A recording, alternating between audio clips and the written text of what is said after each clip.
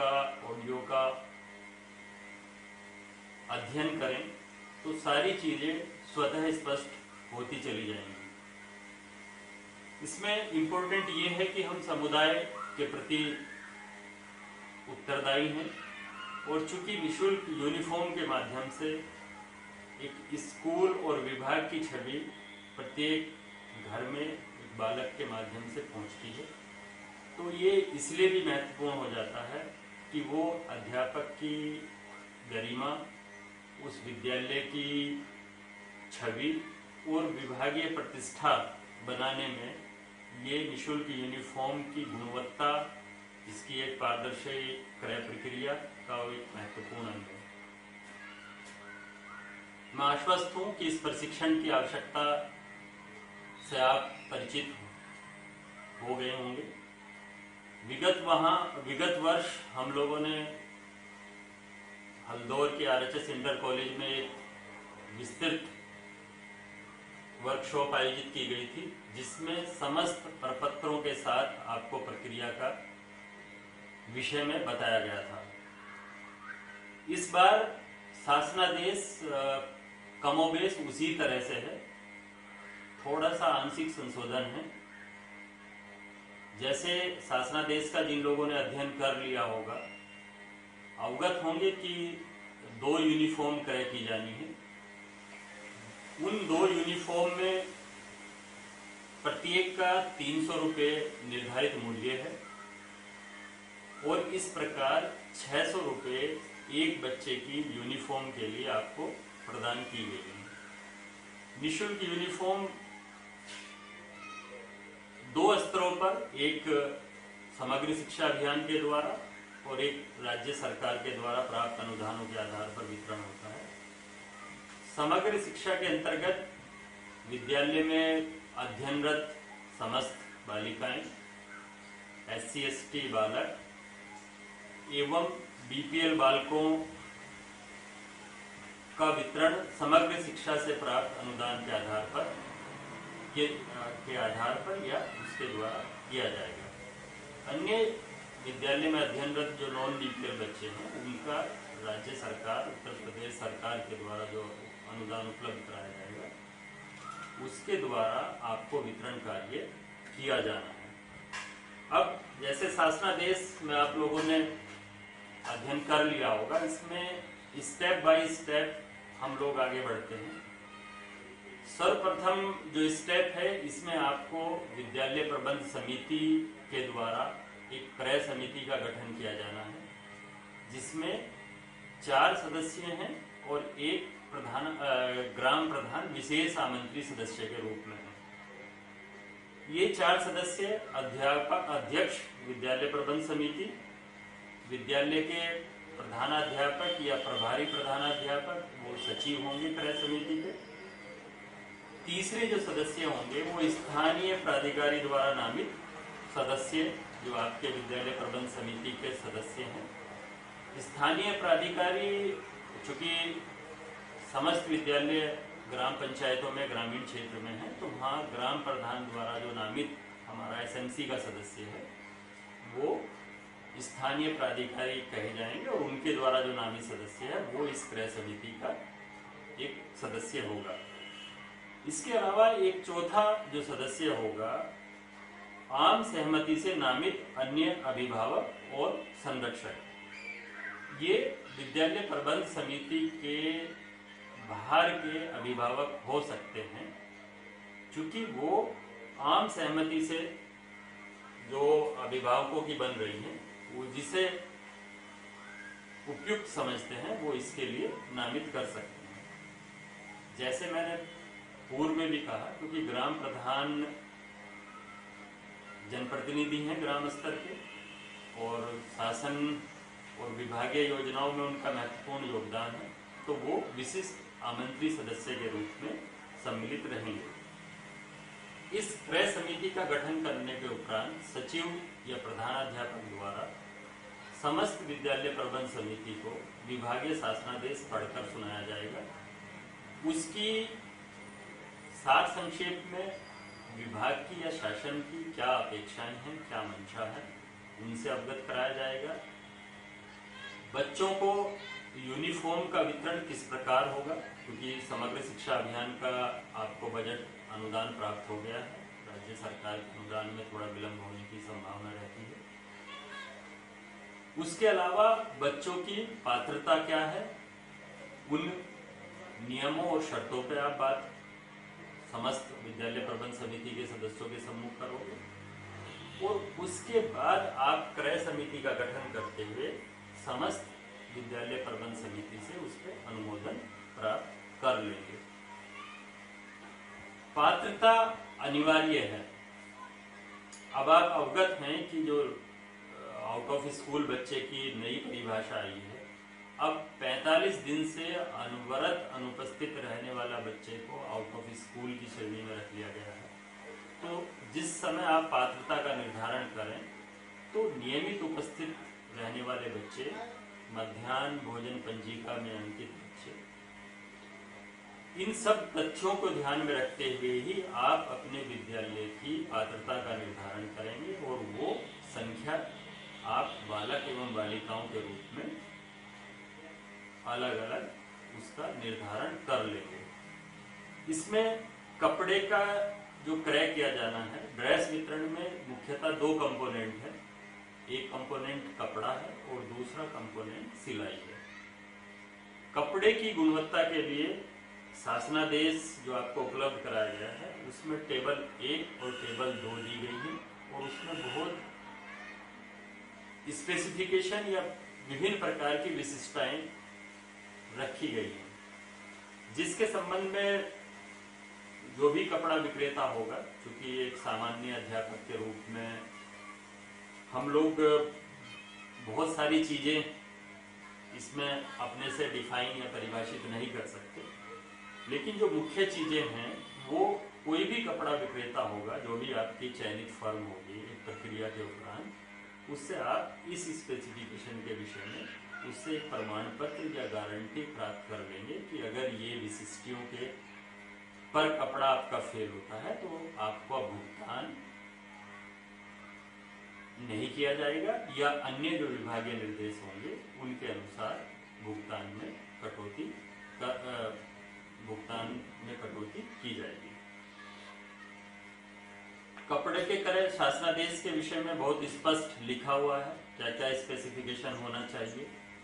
निःशुल्क यूनिफॉर्म के 2 सेट दिए जाने हैं, लेकिन जिन विद्यालयों में स्काउट गाइड की टीम है वहां पर एक जो ड्रेस होगी वो स्काउट गाइड की विशेष यूनिफॉर्म है वो होगी, और दूसरी एक सामान्य जो यूनिफॉर्म है जो सब बच्चों को दी जा रही है वो हो रही है। तो इस बात को भी आप रेखांकित कर लें कि स्काउट गाइड संचालित विद्यालयों में एक ड्रेस अनिवार्य रूप से स्काउट गाइड की होगी। इसके बाद प्रक्रिया कैसे कैसे हमें करनी है। सर्वप्रथम आपको अपनी क्रय समिति का गठन आपने कर लिया, उस क्रय समिति की एक बैठक आपने की, बच्चों का पात्रता का निर्धारण हुआ। पात्रता निर्धारण के उपरांत आपके पास वास्तविक व्यय कितना होना है ये हो गया। अगर आपका व्यय 20,000 रुपये से 1 लाख के अंदर की अवधि धनराशि में है, 20,000 से 1 लाख तक कोटेशन लिया जाना है। कोटेशन न्यूनतम 3 फर्मों से लिया जाना है। कोटेशन का आमंत्रण पत्र विद्यालय के द्वारा या सचिव जो विद्यालय प्रधानाध्यापक भी हैं, विद्यालय प्रबंध समिति के भी सचिव हैं और इस क्रय समिति के भी सचिव हैं, जो क्षेत्र की 3 प्रतिष्ठित फर्म हैं, उन्हें आपको कोटेशन आमंत्रण देना है। इस आमंत्रण से पूर्व आप क्षेत्र में इसका व्यापक प्रचार प्रसार करेंगे। वो प्रचार प्रसार आप अपने विद्यालय की चारदीवारी पे, नोटिस बोर्ड पे, ग्राम प्रधान से मुनादी करके, आपके जो क्षेत्रीय बाजार हैं उसमें प्रसारित करके, कुल मिला के उद्देश्य हमारा ये है कि हमें एक प्रतिस्पर्धी मूल्य पे मितव्ययता का नियम का पालन करते हुए उच्च गुणवत्ता का कपड़ा प्राप्त हो जाए। यहाँ पिछली बार भी एक भ्रम प्रधानाध्यापकों के मन में हुआ था कि क्या कुल 1 लाख की धनराशि पर निर्धारण किया जाएगा कोटेशन या टेंडर का, या इसे 2 घटकों में, जो जैसे मैंने पूर्व में बताया, विभाजित किया जाना है, उस आधार पर किया जाएगा। तो जो भी मानक पुस्तकें या संदर्भ उपलब्ध हुए हैं मुझे, चूंकि यूनिफॉर्म में 2 कंपोनेंट हैं, एक सिलाई का है और एक कपड़े का है, और दोनों भिन्न भिन्न फर्म्स के द्वारा ही वो कपड़ा क्रय किया जाएगा या सिलाई की जाएगी। तो आप सामान्यतः इसे 2 कंपोनेंट में विभाजित कर सकते हैं, और किसी भी कंपोनेंट में अगर वो 1 लाख से ऊपर की धनराशि आपकी हो रही है तो उसके लिए आप टेंडर करेंगे, क्योंकि हमें यूनिफॉर्म नहीं बल्कि यूनिफॉर्म सिलवानी है बच्चों की माप लेकर। तो सर्वप्रथम हमें कपड़ा क्रय करना है। तो अगर किसी विद्यालय की छात्र संख्या के आधार पर 1 लाख से ऊपर का कपड़ा क्रय होता है तो वहां आप जो टेंडर प्रकाशित करेंगे उसमें आपको कपड़े का ही टेंडर आमंत्रित करना होगा। इसी प्रकार जब आप कोटेशन आमंत्रित करेंगे, अगर 20,000 से ऊपर की धनराशि है तो वो आप कपड़े के लिए पृथक करेंगे और सिलाई के लिए आप पृथक से करेंगे। ये बच्चों की माप कपड़े का निर्धारण कैसे होगा? जो भी क्षेत्रीय टेलर होगा या राष्ट्रीय आजीविका मिशन के स्पष्ट निर्देश हैं कि महिला स्वयं सहायता समूह को प्रोत्साहित किया जाए, वो सरकार की एक मंशा है। तो जो आपकी क्षेत्रीय महिला स्वयं सहायता समूह है, आप उनसे संपर्क कीजिए, और वो अगर प्रतिस्पर्धी मूल्य में आ रहे हैं, अगर आपके क्षेत्र में 5 टेलर्स उपलब्ध हैं जिसमें महिला स्वयं सहायता समूह भी उपलब्ध हैं, तो आप तीनों से उनके बालिकाओं की और बालकों की ड्रेस का सिलाई का रेट पता कर लीजिए। जो न्यूनतम है उसको आप सिलाई का कार्य देंगे। सिलाई के कार्य से पूर्व माप का एक अभिलेख आप अपने विद्यालयों में रखेंगे। माप से ही आपको कपड़े की आवश्यकता निकल कर आएगी, क्योंकि आपकी टेलर द्वारा बताई गई माप के आधार पर ही आपको पैंट का कितना कपड़ा चाहिए, सलवार का कितना चाहिए, शर्ट का कितना चाहिए या कमीज का कितना चाहिए, ये निर्धारण टेलर द्वारा बताई गई माप के आधार पर ही होगा। कोटेशन के विषय में विगत वर्ष एक सामान्य प्रारूप आपको दिए गए थे। जितने भी वित्तीय अभिलेख हैं उनकी पवित्रता, उनकी विशुद्ध रूप में रखना हमारा प्रधान दायित्व है। इसीलिए जब आप कोटेशन आमंत्रित करेंगे और जो कोटेशन प्राप्त होंगी, तो जो जितनी भी कोटेशन आपको प्राप्त होंगी तो वो सील्ड लिफाफे में होंगी। कोटेशन का एक सील्ड लिफाफा अनिवार्य हिस्सा है, और जब कोटेशन आप क्रय समिति के सम्मुख खोलोगे तो वो लिफाफा उन्हीं के समय खुलेगा। इसमें गोपनीयता का एक प्रश्न है, चूंकि बाजार में आपने किससे कोटेशंस प्राप्त की गई हैं उनमें अपनी एक प्रतिस्पर्धा है, या ऑफिशियली या प्रोफेशनली आप उनकी भाव को समझ सकते हैं, तो उसे आप गोपनीयता के रूप में ही रखेंगे। वो विद्यालय प्रबंध समिति के आप लिफाफे पर हस्ताक्षर लेंगे। उस हस्ताक्षर के उपरांत आप उसे कोटेशन को खोलेंगे। कोटेशन खोलने के उपरांत आप एक कंपैरिजन चार्ट बनाएंगे, जिसमें जो विगत में मैं आपको उपलब्ध कराया था उसके प्रारूप आपको सारे कोटेशन कैसे आमंत्रित की जाएगी, कैसे प्राप्त की जाएगी, प्राप्त करने के उपरांत आपकी एक विशेष बैठक आयोजित होगी।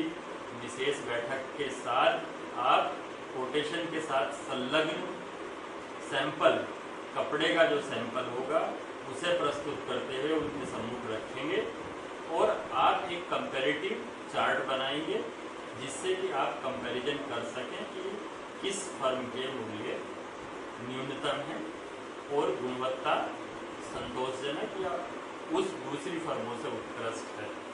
तो उस स्थिति में आप उस फर्म को क्रयादेश जारी करेंगे। क्रयादेश जारी करते समय आप स्पष्ट हों कि उसमें तमाम शर्तें जो आप विद्यालय उस फर्म से अपेक्षा रखता है उसका उल्लेख आप अवश्य करें। जैसे अगर कपड़ा धुलाई के उपरांत सिकुड़ता है, उसके रंग में भिन्नता आती है, तो फर्म उसके लिए उत्तरदायी होगी।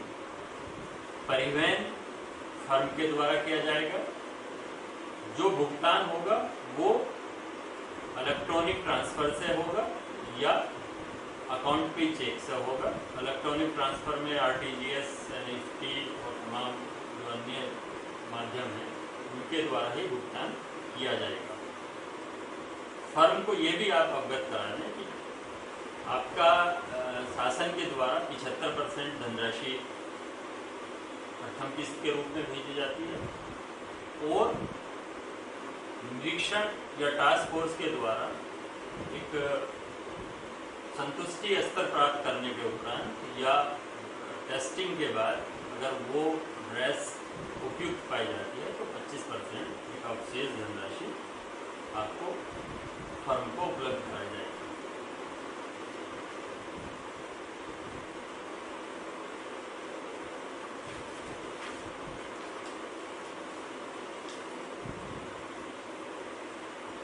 इसके बाद आप क्रयादेश जारी करेंगे। क्रयादेश में सारी चीज़ों का उल्लेख करेंगे, उसमें समावधि का उल्लेख करेंगे, कितने दिन में उसे प्राप्त करानी है और इसके उपरांत आप टेलर को बच्चों की माप सहित वो उपलब्ध कराएंगे।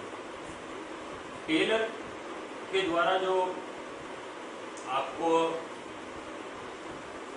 सिलकर ड्रेस उपलब्ध कराई जाएगी उसमें आप देखेंगे कि वो एक दिन में आपको 10 दे सकता है, 20 दे सकता है, जो उसकी क्षमता है वो उसके अनुसार ही आपको देगा। तो ड्रेस जो भी आपको प्राप्त हो जाएगी आपके विद्यालय में, समस्त विद्यालयों में स्टॉक पंजिका बनाई गई है। 2 प्रकार की स्टॉक पंजिका सामान्यतः होती है, एक कंज्यूमेबल, एक नॉन कंज्यूमेबल। तो चूंकि ड्रेस आपको वितरण करनी है तो ये कोई कंज्यूमेबल स्टॉक, ये कंज्यूमेबल स्टॉक में अंकित होगा और तिथिवार अंकित होगा। ये ध्यान रखें कि जितनी ड्रेस आपके यहाँ प्राप्त होती है उन ड्रेस को आप अपने विद्यालय में स्टॉक में अंकित करेंगे और इसकी संसूचना खंड शिक्षा अधिकारी, जिला बेसिक शिक्षा अधिकारी द्वारा स्थापित कंट्रोल रूम और राज्य परियोजना कार्यालय में जो स्थापित कंट्रोल रूम है उसे अवगत कराएंगे। उसके बाद शासनादेश में जैसा लिखा है कि प्रयास किया जाएगा कि 3 दिवस में कोई ना कोई एक निरीक्षक अधिकारी उस विद्यालय में पहुंचे और उसके वेरिफिकेशन या सत्यापन के उपरांत आप उस यूनिफॉर्म का वितरण करें। अगर 3 दिवस में कोई नहीं पहुंच रहा है तो आप उसका वितरण करने के लिए स्वतंत्र हैं। अब स्टॉक पंजिका की ही बात कर रहे हैं तो आप इसमें विशेष ध्यान रखें कि स्टॉक पंजिका में आप जिस प्रकार से प्राप्त आपको ड्रेस हैं उसी तिथिवार अंकित करेंगे और इसी प्रकार से आप जिस प्रकार वितरण हो रहा है, निर्गमन हो रहा है, उसी डेट में उसका निर्गमन करेंगे और शेष बैलेंस आपके विद्यालय में वो उपलब्ध होना चाहिए। ये जैसा पिछले अनुभव में अध्यापक करते हैं कि एक ही दिन में समस्त ड्रेस प्राप्त करते हैं और एक ही दिन में समस्त ड्रेस वितरण प्रदर्शित करते हैं, लेकिन ये संभव नहीं है और ये कि त्रुटि परिलक्षित होती है कि अगर आपके विद्यालय में बच्चों की उपस्थिति ही 60% की होती है तो अपने 100% वितरण कैसे करते हैं। वितरण हमें जनप्रतिनिधियों के माध्यम से करना है कि शासन की जितनी भी योजनाएं हैं उन सब में, पूर्व में भी जितनी योजनाएं हैं, हम जनप्रतिनिधियों से आग्रह करते हैं कि वो हमारे विद्यालय में आकर बच्चों को आशीर्वाद दें और वितरण जिस स्तर के भी जनप्रतिनिधि से आपका तारतम्य बनता है आप आग्रह करें। वो क्षेत्रीय विधायक हो सकते हैं, जनप्रतिनिधि जिला पंचायत हो सकते हैं, माननीय सांसद जी हो सकते हैं, माननीय जिला पंचायत अध्यक्ष आपके विकास क्षेत्र से हैं, माननीय ग्राम प्रधान हमेशा उपलब्ध रहते ही हैं। तो वितरण में आप अनिवार्य रूप से किसी न किसी जनप्रतिनिधि को आपको सम्मिलित करें, जिससे कि हमारे विभाग की जो योजनाएं हैं वो प्रत्येक जन तक पहुंच सके और नामांकन के रूप में जो हमारी एक समस्या बनी हुई है उसका निराकरण करने में भी सहयोगी होगा।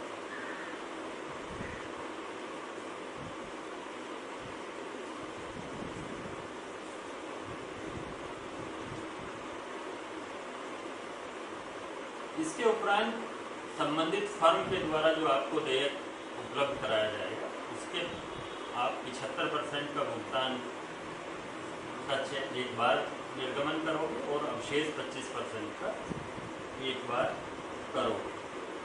उपभोग धनराशि का आप 1 माह के अंदर खंड शिक्षा अधिकारी कार्यालय को उपभोग प्रमाण पत्र उपलब्ध करा देंगे, जिससे जो वांछित धनराशि होगी या किसी विद्यालय में अवशेष हो तो उसका समायोजन करते हुए अग्रिम अवशेष 25% में उसका समायोजन करते हुए जनपद स्तर से मांग की जा सके। इसमें मेरा एक आग्रह ये भी होगा कि इसे बहुत सुचितापूर्ण और पारदर्शी निष्पक्ष रूप से किया जाना चाहिए, क्योंकि शासनादेश में उत्तरदायित्व निर्धारण का स्पष्ट निर्देश है। किसी भी स्तर पर, विद्यालय स्तर पर खंड शिक्षा अधिकारी कार्यालय के द्वारा या खंड शिक्षा अधिकारी द्वारा, जनपद स्तर जिला बेसिक शिक्षा अधिकारी द्वारा, अगर किसी की भी इसमें संलिप्तता पाई जाती है तो उसे कदाचार की श्रेणी में रखते हुए दीर्घ दंड दिए जाने के प्रावधान।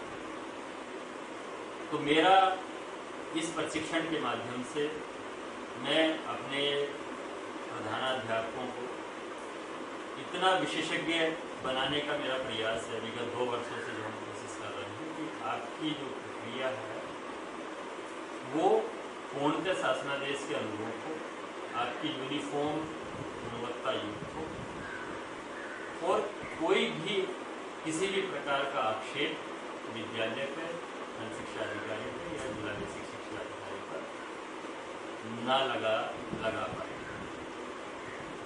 इसमें यूनिफॉर्म का एक सैंपल अनिवार्य रूप से विद्यालय में रहेगा, जिस पर समस्त विद्यालय प्रबंध समिति के हस्ताक्षर अंकित होंगे। ये सैंपल आपको वर्ष भर अपने विद्यालय में सुरक्षित रखना है। इसमें मुख्यतः सैंपल ना मिलना, सैंपल के अभाव में भुगतान किया जाना, निम्न गुणवत्ता, फर्जी संख्या दर्शाकर अधिक वितरण दिखाना तथा नगद भुगतान करने आदि से संबंधित अनियमितताओं की स्थिति में उत्तरदायित्व निर्धारण के स्पष्ट प्रावधान यथा रिकवरी FIR की कार्रवाई प्रचलित की जाएगी। तो मैं चाहूँगा कि कोई भी मेरा प्रधानाध्यापक ये इस पैराग्राफ को किसी भी रूप में इम्प्लीमेंटेशन ना हो। इसके अलावा चूंकि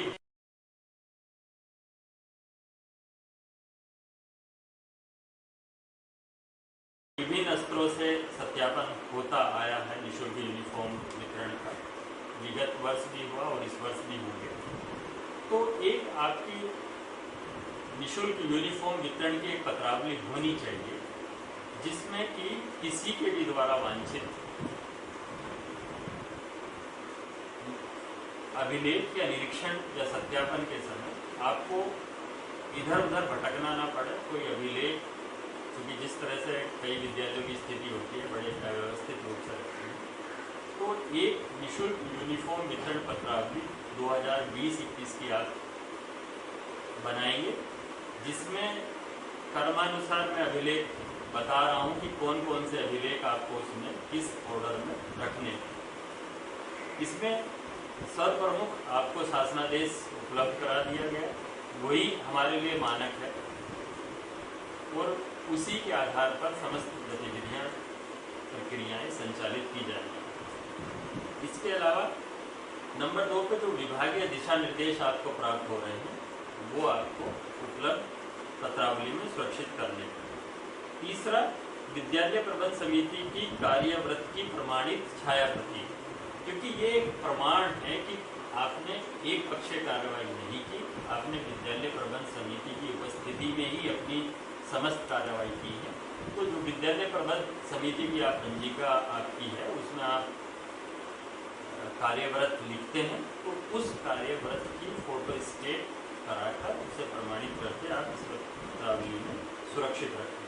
टेलर द्वारा माप संबंधी अभिलेख ये अनिवार्य है। आप चाहे इसे कंप्यूटराइज कार्यालय मेरे कार्यालय से प्राप्त कर लें, या आप अपने हाथ से एक पंजिका में बना लें। उसमें जिसकी छात्र संख्या होगी वो 2, 3, 4 पेज में बच्चे के आसार, बच्चे का नाम, पिता अभिभावक का नाम और उस बच्चे की शर्ट की और पैंट की या सूट की और सलवार की माप, जिसके आधार पर आपके कपड़े की मात्रा का निर्धारण होगा। इसमें कोटेशन टेंडर का प्रचार प्रसार संबंधी अभिलेख, जिसकी आपको ये समराइज आपके प्रशिक्षण का होगा है कि जो आपने प्रचार प्रसार किया था, किन माध्यमों से किया था, क्या प्रयास किया था, उससे संबंधित अभिलेख भी आप इस पत्रावली में सुरक्षित रखेंगे। क्रय समिति द्वारा तुलनात्मक अध्ययन सामग्री अध्ययन संबंधी कार्यव्रत ये महत्वपूर्ण है, क्योंकि तुलना आपने की है, कोई फर्म आपका आक्षेप ना करें तो ये एक आपका प्रमाणित प्रतीक होगी, जिसके आधार पर आप निर्णय करेंगे कि भाई हमारी ये फर्म चयनित हुई और इसके जो रेट थे वो प्रतिस्पर्धी थे, कंपैरेटिवली बेटर क्वालिटी थी, और इसका आप कार्यव्रत इस पंजिका में रखेंगे। करादेश, जिसके विषय में मैं पूर्व में बता चुका, करादेश बिल्कुल स्पष्ट होगा। विगत वर्ष आपको प्रारूप मेरे द्वारा दिया गया था, इसमें भी सामान्यतः किन बातों का उल्लेख होना चाहिए आप उसका इस्तेमाल कर सकते हैं, या आप अन्य जो भी आप हस्तलिखित या कंप्यूटराइज्ड जिस तरह से भी करादेश में, लेकिन ये सारी चीज़ें स्पष्ट होनी चाहिए। कपड़े की मात्रा, विशिष्टियाँ, शर्तें, विफलता की स्थिति में फर्म को दिया जाने वाला दंड या की जाने वाली कटौतियाँ, तो उनका स्पष्ट उल्लेख आपके करादेश में होना चाहिए। इसके अलावा आप इससे पूर्व जो होगा वो संलग्न लिफाफे सहित प्राप्त कोटेशन एवं सैंपल, ये क्रम संख्या क्रय समिति के कंपैरिजन से पहले ये बिंदु छूट गया, जो नंबर 7 पे होगा, वो संलग्न लिफाफे सहित प्राप्त कोटेशन एवं सैंपल। इसके विषय में मैं पूर्व में बता चुका। लिफाफा क्यों महत्वपूर्ण है, वो सील्ड आपके पास आएगा, तो क्रय समिति के हस्ताक्षर के उपरांत आप उसे खोलोगे और उसे समक्ष रखोगे। बिंदु 9 करादेश तक हम आ गए। 10वां जो बिंदु है, जो भी आपने कोटेशन जो आपकी फर्म चयन हुई है या टेंडर के द्वारा जो आपका चयन हुआ है, उसका आप सैंपल अनिवार्य रूप से विद्यालय में रखो, जिसके आधार पर आप जस्टिफाइड कर सको। इसके बाद स्टॉक पंजिका की छाया प्रति। स्टॉक पंजिका वही जो आगमन और प्रस्थान ही सामान्यतः उसमें एंट्री है, दिनांक, प्राप्तियां, वितरण, अवशेष। उसके अलावा यूनिफॉर्म वितरण की प्रमाणित छाया प्रति। आप यूनिफॉर्म वितरण सामान्यतः अभिभावक की उपस्थिति में करेंगे। इस बार चूंकि कोविड-19 का समय है, विद्यालय में बच्चों की उपस्थिति अभी प्रतिबंधित है, तो आप अभिभावक को आप उपलब्ध करा सकते हैं और उस पर आप पंजिका में अभिभावक के हस्ताक्षर प्राप्त कर लीजिए और इसकी छाया प्रति इस पत्रावली में सुरक्षित कर लीजिए। इसके अलावा प्राप्त बिलों की छाया प्रति। प्राप्त बिल आपको कहाँ से होंगे? एक बिल होगा आपका कपड़े का और एक बिल आपका होगा टेलर के द्वारा या जो सिलाई केंद्र है, स्वयं सहायता समूह है, तो उनके द्वारा जो बिल है वो आप पृथक गाइड फाइल जो विद्यालय की है उसमें अलग से रखेंगे, लेकिन इस पत्रावली में उसकी छाया प्रति को अटेस्टेड करते हुए सुरक्षित रख लेंगे। इसके अलावा निर्गत चेकों की प्रमाणित छाया प्रति। आप चूंकि चेक से अगर चेक निर्गत कर रहे हैं फर्म के नाम या टेलरिंग फर्म के नाम, तो उन चेक की छाया प्रति। आरटीजीएस कर रहे हैं आप, बैंक के नाम उसमें चेक इशू करते हैं, तो उनकी। आपको इस पूरी प्रक्रिया में निःशुल्क यूनिफॉर्म वितरण प्रक्रिया में सामान्यतः 4 चेक निर्गत करने होंगे। प्रथम आपूर्तिकर्ता फर्म जो कपड़े की होगी उसका 75%, उसी समय आपकी जो टेलरिंग फर्म होगी उसका 76% और इसके बाद 2 चेक आप बाद में 25% आपूर्तिकर्ता फर्म को और आप टेलरिंग फर्म को बाद में आप करेंगे। उपभोग प्रमाण पत्र एक आप यहाँ कार्यालय में उपलब्ध कराएंगे और एक इस प्रति में आप सुरक्षित रखेंगे। और इसके अलावा कृत कार्रवाई की छाया प्रति, आप जो कार्रवाई आपने की है उसकी क्रय कार्रवाई मतलब वितरण की जो आपकी कार्रवाई होगी उसमें आप 2-3 जो माननीय जनप्रतिनिधि आएंगे उनके समक्ष आप अपना एक जो समारोह वो इस कोविड के समय नहीं हम बहुत बड़ा कर सकते, लेकिन उनसे आग्रह करके जो भी कार्यक्रम होगा उसकी आप फोटोग्राफ सुरक्षित रखेंगे और एक इस विद्यालय में रखेंगे। ये पत्रावली अगर आपके विद्यालय में उपलब्ध है तो आपको किसी भी निरीक्षक या सत्यापनकर्ता के समक्ष भटकने की आवश्यकता नहीं होगी।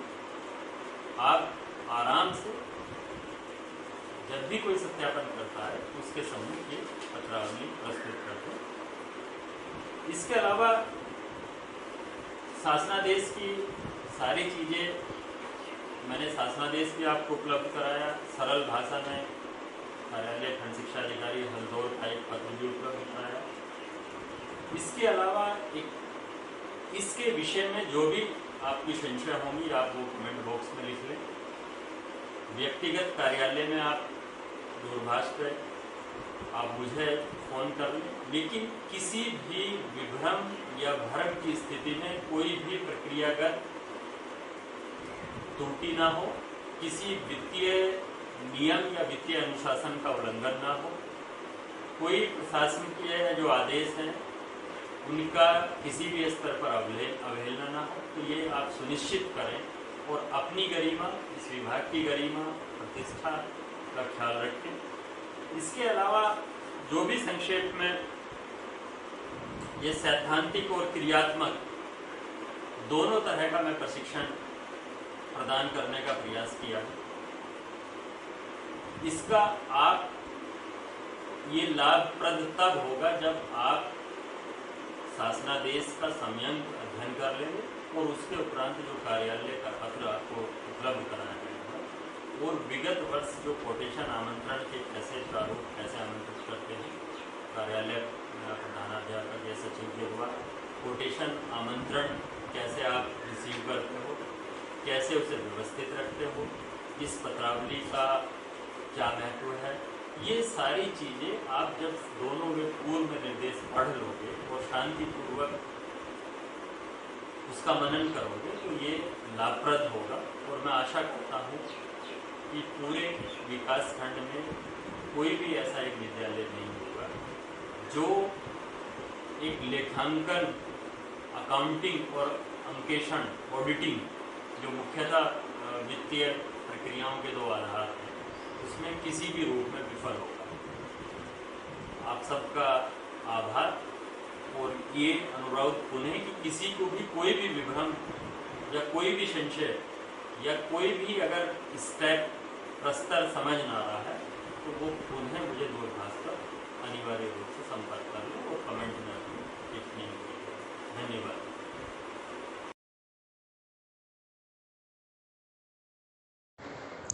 यह शासनादेश तथा खंड शिक्षा अधिकारी महोदय द्वारा 3 पेज का निर्देश प्रपत्र आपको नोडल शिक्षक के माध्यम से प्राप्त कराया जा चुका है।